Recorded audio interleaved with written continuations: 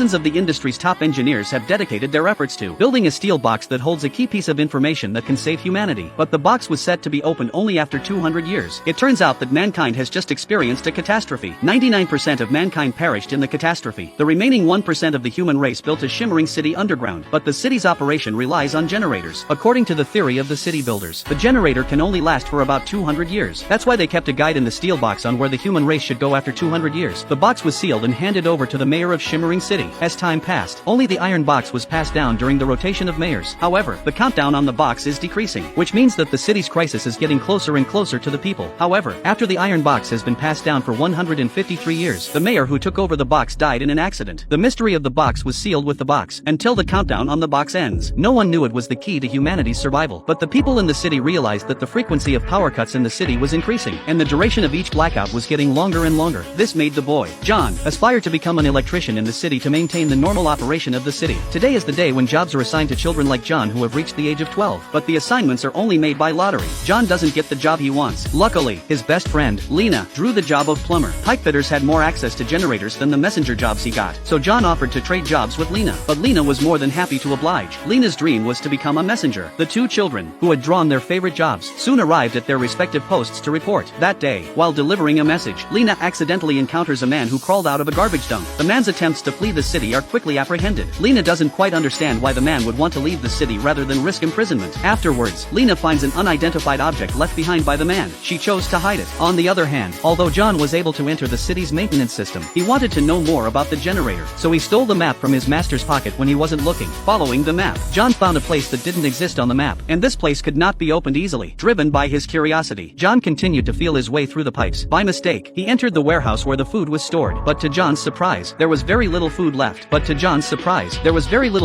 In the warehouse, and before he knew it, he was thrown out by the warehouse keeper. The city then suffers another prolonged power outage, much longer than the last one. Worried about her family, Lena rushed home, but her frightened grandma keeps emphasizing that something very important is stored in the house. At first, Lena didn't take it seriously. She had to take care of her 3-year-old sister. If she wasn't careful, she'd put something in her mouth. By mistake, Lena found the metal box that could save mankind, but grandma only remembers that it's very important, but she doesn't remember what it's for. On the other hand, John, who has been urgently recalled to the city, finds that the generator that keeps the city running is on fire. If they don't find a solution, the city will be destroyed.